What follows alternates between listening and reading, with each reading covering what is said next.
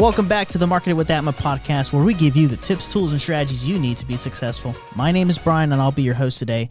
Today, we have a very special guest, and her name is Cassie Davidson, and she is a leader at the Humane Society of North Texas, an organization dedicated to saving, sheltering, and protecting animals across our communities. Through education, advocacy, and hands-on care, the Humane Society plays a critical role in improving the lives of animals, while also strengthening the communities they serve.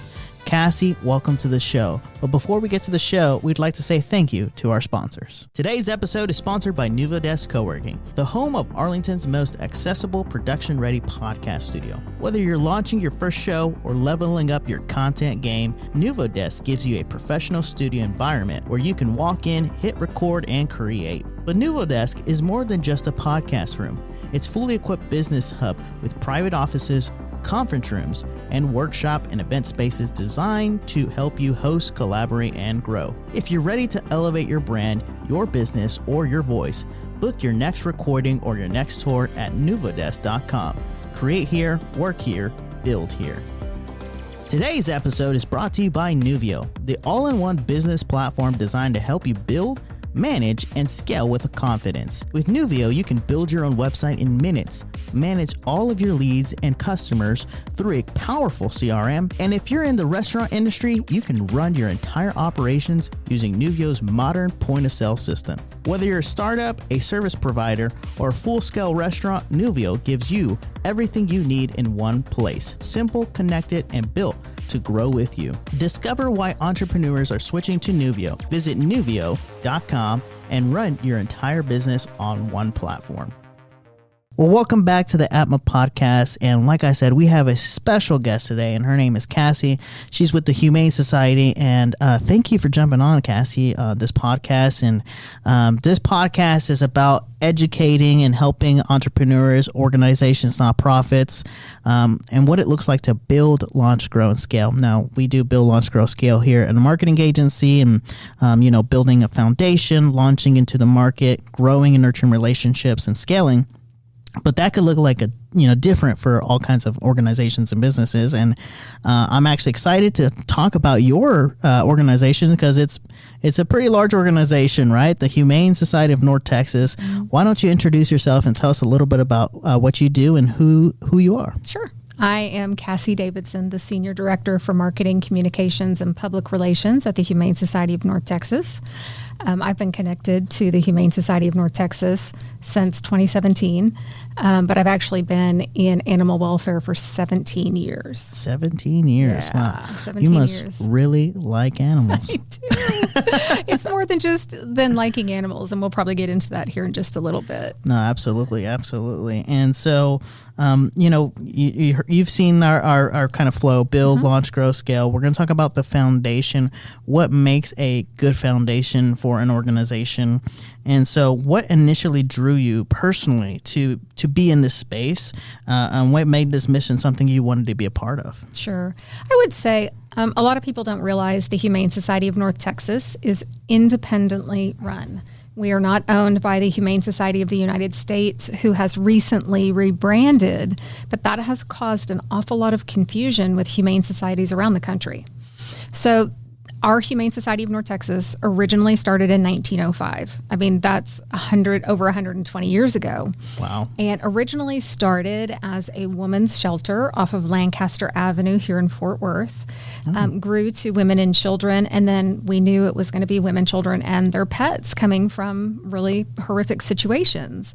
But as additional needs and additional help was provided for women and children, women's shelters, places for them, placement centers for them, we found that we could specialize in pets. And so this all started in 1905, and we have had some crazy animals at our shelter, from giraffe. We've had a tiger that is now in a sanctuary. We've had anaconda, all kinds of crazy animals. We don't deal with that as much anymore. We like to say we really specialize in hamsters to hooves.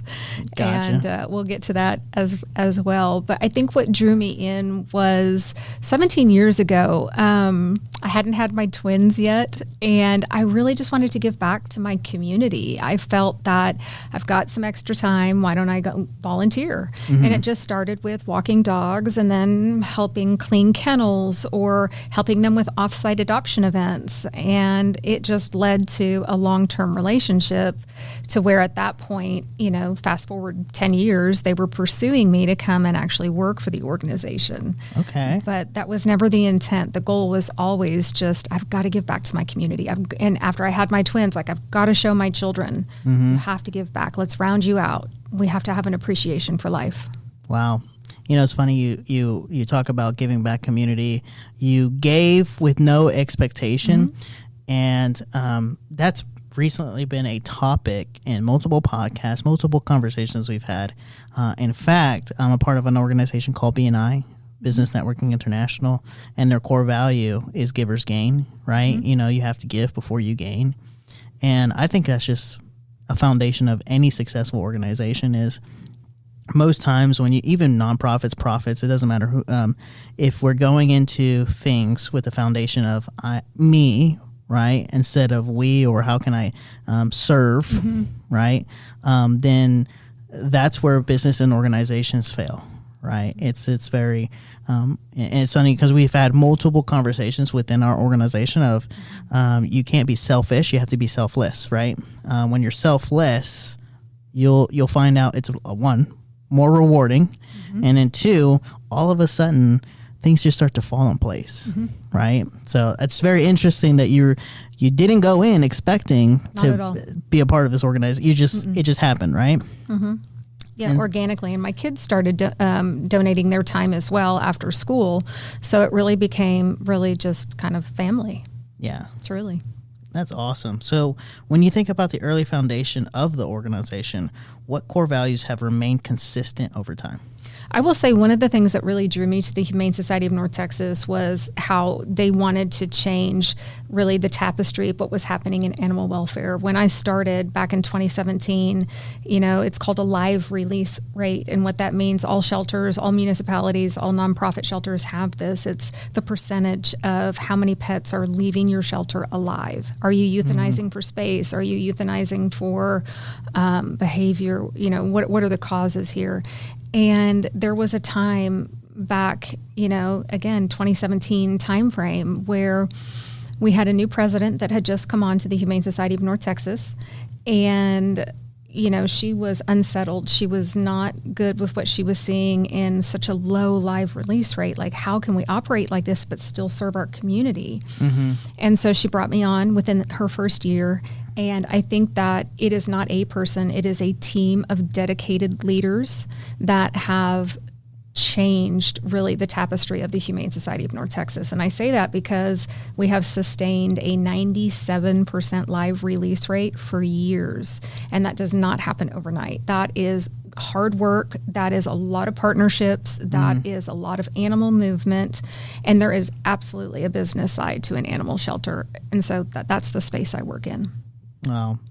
Well, we are, if those watching, if you're a dog lover and a cat lover and you hear some of the stories that you've even shared with me, it's miraculous what you guys do and heartbreaking at times, right?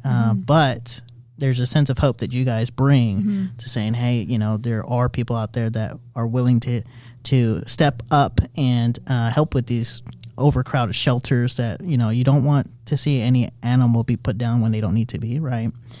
And so speaking of that, launching, right, educating and getting these programs out there, what are the key services programs that Humane Society provides today? Oh, I love these programs so much. We have one program called Ray of Hope.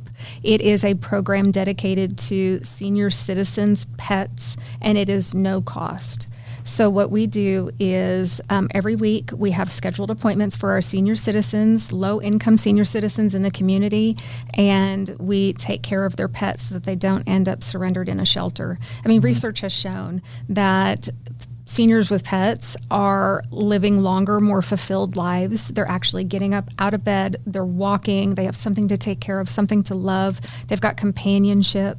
I can't even imagine my grandparents, either not having a pet or something they were responsible for, or not feeling that love from their pet. So that is one of the programs that we offer. Is our program for senior citizens. That's just one of many. I could keep going. It just hit me, and unfortunately, I had a friend that passed away, and he had a dog. They're looking for a home for the dog. Is that something that the Humane Society assists with? Absolutely. So we do have intake services. It's by appointment. The Humane Society of North Texas does not euthanize for space. We are so far past that. And being that we are a nonprofit, there is a difference in a nonprofit animal shelter, and we're the oldest here in North Texas. There's a difference in a nonprofit animal shelter and a municipality. Your municipalities are those that are funded by the city and the state. We are privately funded. We are completely donor funded. So all of our programs, all of our services, all of our intake, all of our adoptions, like everything is done thanks to the North Texas and beyond communities. Wow. Well. So yes, we do have an intake program. It's by appointment. We behaviorally evaluate. We don't ever want to put a pet into our program that is fractious or that could cause problems. We look at every pet we're bringing into our program as, is this a pet I could adopt? Is this a pet that could go safely into a home? And from there, we provide resources if we don't have immediate availability, and we also have a waiting list. So we absolutely do our part to intake pets in need in the community. But even past that, we are a community partner. So we go to all of the municipalities that are struggling with pets being dumped. We get them dumped too. But with pets that are being dumped, anytime there's a crisis and, they had a surge of 100 pets over a weekend, we will work with them and go pull pets from their shelters so that they don't have to euthanize. So it's constant movement. Gotcha. Well, that's awesome. And so you just kind of touched on this, but, engaging with the community, whether through adoption, education, outreach, tell us a little bit about, what does that look like? But, you kind of went into it, but a little bit more. We are very community centric. And I think that when I came on board and we built the team that we have, that was really the core. It was the essence of who we are. And we have been community-centric ever since. So it really has been, how many years is that? Eight years, I guess, almost 9 years now. So between our Ray of Hope program, which is built for senior citizens' pets, we also have a veterans program for free adoptions that, again, is sponsored by our community so that any veteran can have a pet. And we know that, again, you make that lifelong connection with this animal, and it changes everything. Absolutely. We just talked about my dog just earlier, and it's so funny. He's a cute little monster is what I always tell people, but he is like you said, it's funny you say that, he is a ray of hope, right? He has completely changed our household for the better as far as bringing fun and life, and just those very little moments that you're like, takes you away from all the stress and problems, right? So what does successful outcome look like for your organization on a day-to-day basis? So I would say success looks like adoptions. Success looks like donations. I mean, if you try to balance the two, you've got operations and you've got, the development side. And so that's the side I'm on, is marketing, communications, development. And I think success looks like, part of our success is sustainability, making sure that we do have donations coming in, but also animal movement. And whether that is hosting adoption events across the Metroplex, Dallas, and Fort Worth. I believe we have 11 stores now between PetSmart and Petco, where we bring our trailer 6 days a week. So we are meeting the community where they are at, not having them come to the shelter. So I think really for us, sustainability is going to be making sure that we're on the right trajectory, that we have the funds to continue our community work, but we're also adopting. So it's kind of like a two-prong. Yeah. Well, I mean, I think that it's extremely important that that you have KPIs, right? And it's interesting that some nonprofits struggle with this, especially when they're starting off a nonprofit, because you have to have a balance between partnerships like Petco and PetSmart, and but you have to have the right partnerships, right? You are so right. You are so right. And but it's kind of like a catch-22, because you have to have awareness in the sponsors and vendors, and then you also have awareness and people that you're serving, the households, the shelters, saying, hey, we're here to provide resources, right? And so I think that's extremely important to focus on when you're launching your organization, or just launching campaigns or any kind of marketing campaigns, any kind of outreach. I think that's extremely important, right? But then you go into a grow phase. And we had a conversation off camera, but the growth doesn't always look like growth, right? There are challenges that come in place when you are growing.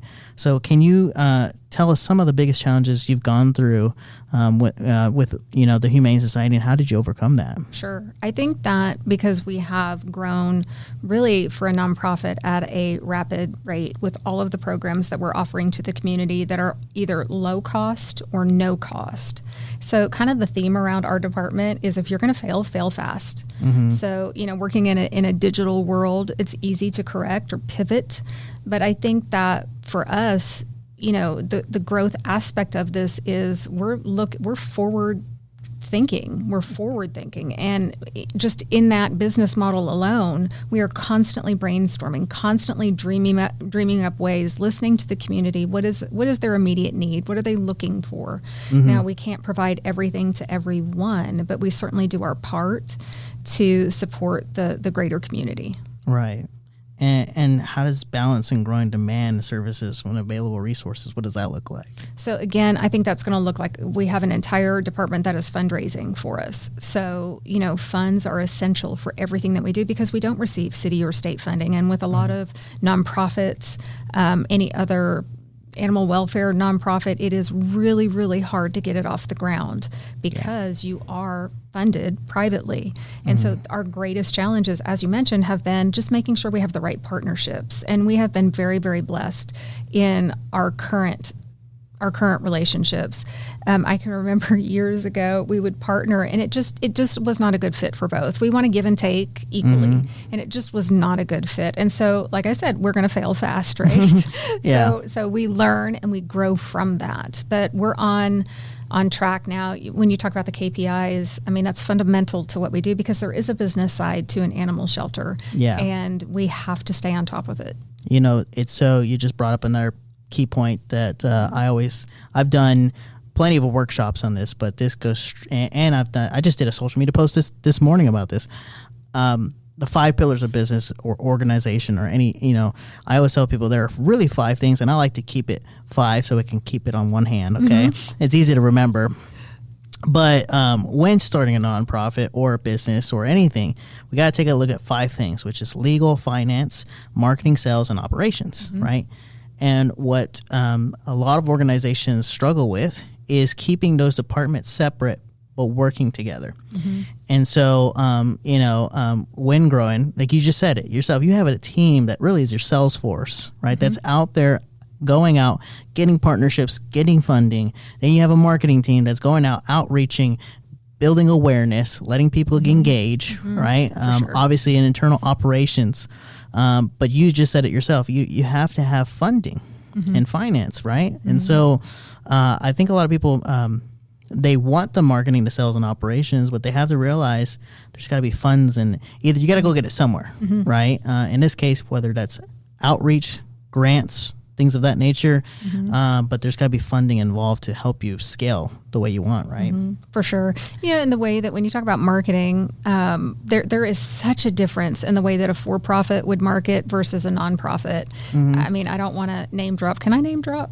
But let's say that you are a major shoe company. Okay. How about that? Let's say you're a major shoe company. Okay. So all you have to do is put a logo on it. And it's going to sell because they have created a brand that is sustainable and that is highly desirable. Correct. Okay. Yes, they're spending a lot of money on marketing, but their brand is known.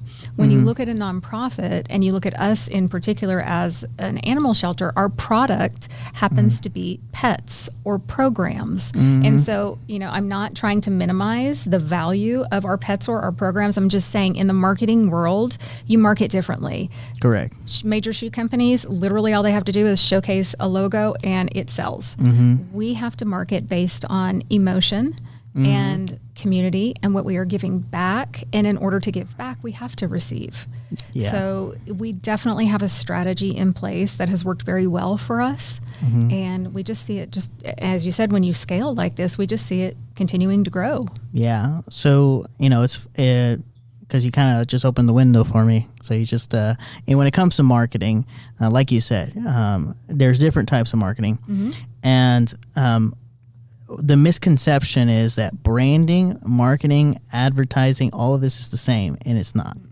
And so you have, to your point, when you're building a brand, right? It's a value of the going to Starbucks, right? Like, I mean, the value of the brand, the value of the product, right? And if you build that brand, the more value it holds to use that product, use that service, utilize that company, because you can trust the reliability, the consistency on that brand. And in advertising, it's just getting it out there, and getting in front of the right people. That's the key. Yes, getting in the right people, okay? Because you can get out there to everybody, but not everybody wants your product or service, right? Or not everybody's interested or wants to engage. We found that even in that space, you could discourage people, and we certainly don't want to do that. So we definitely want to make sure that we are striving to hit the target audience. Yeah. Well, you can get in front of the wrong person and be like, well, I don't care about this, right? What's so funny is I hate this phrase. There's a lot of people that say, well, negative publicity is good publicity. That's completely could help you tarnish your brand and business, right?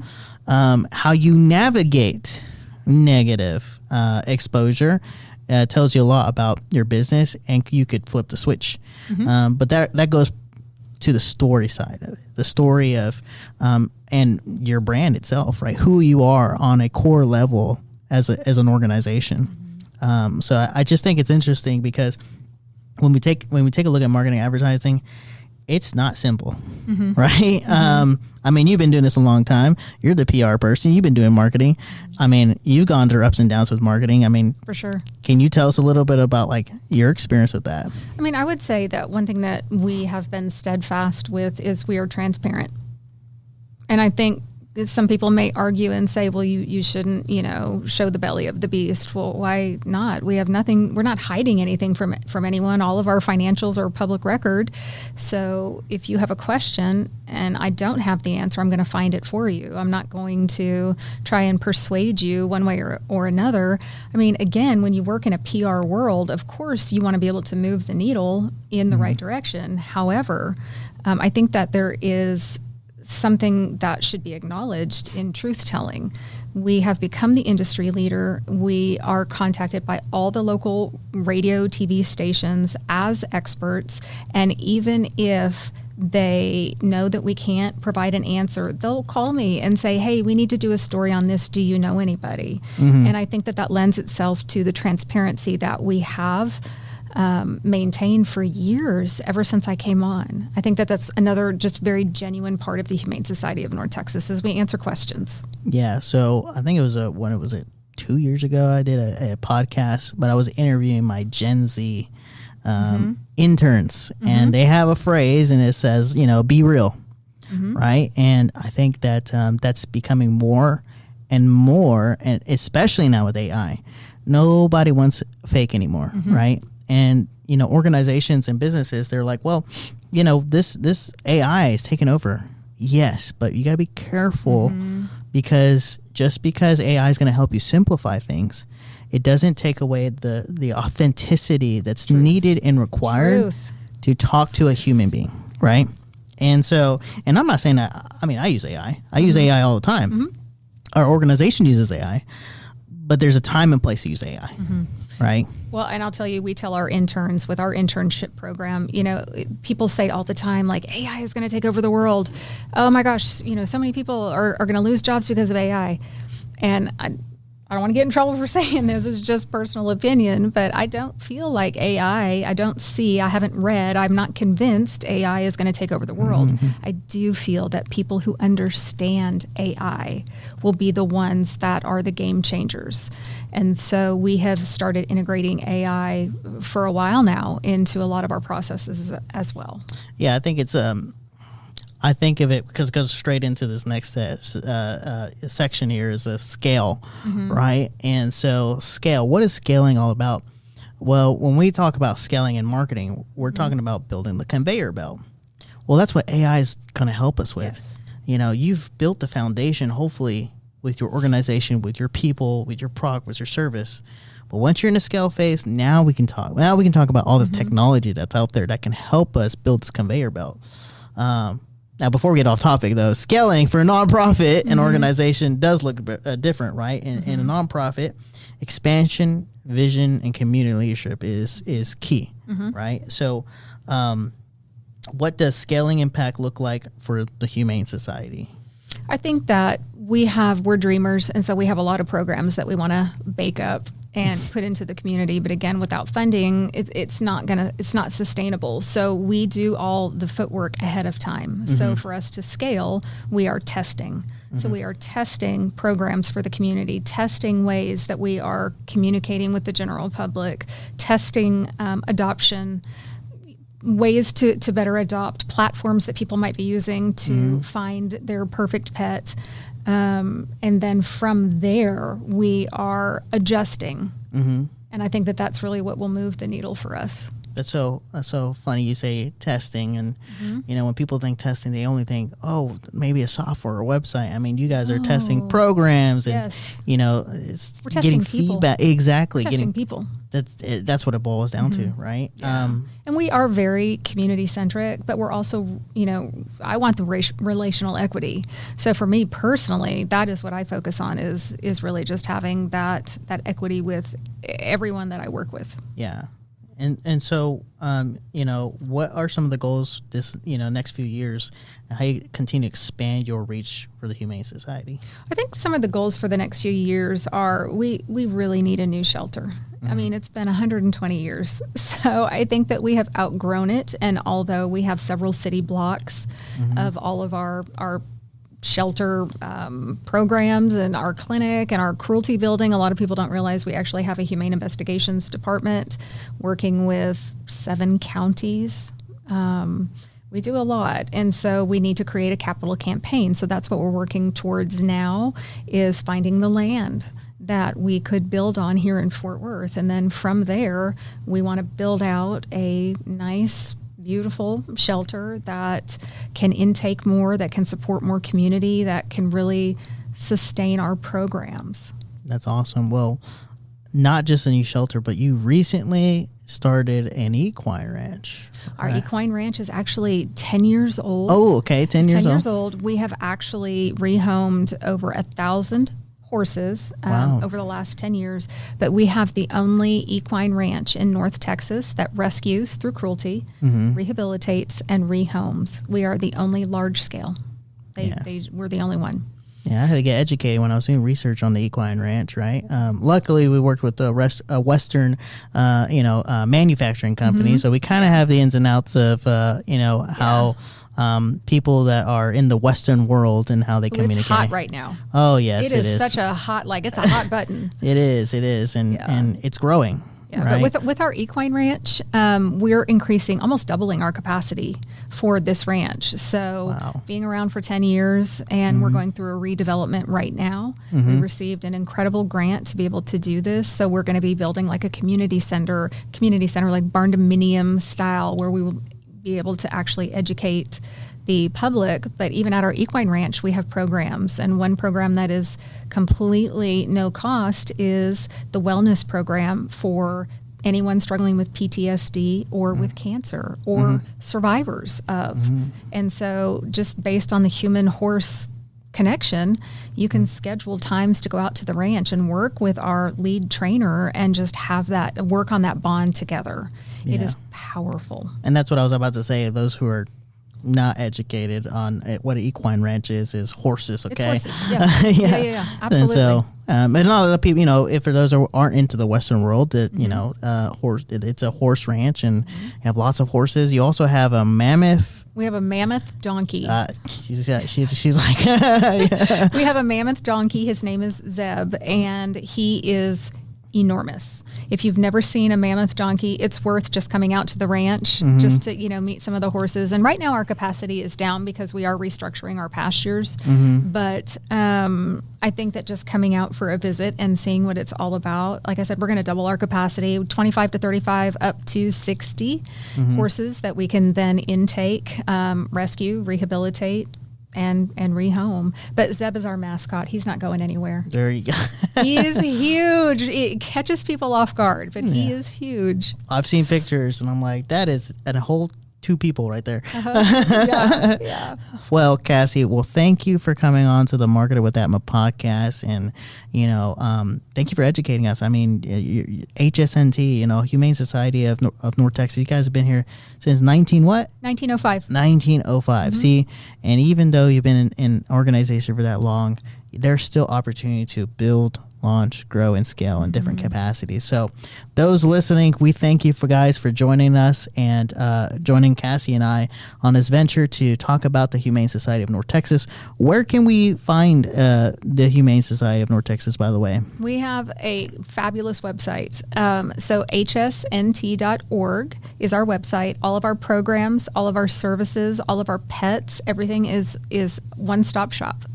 There you go. Well, visit hsnt.org to find out more about the Humane Society of North Texas. Thank you, everyone, for joining us. Once again, my name is Bryan. Thank you for listening to the Marketer with ATMA podcast, and we will see you guys next time.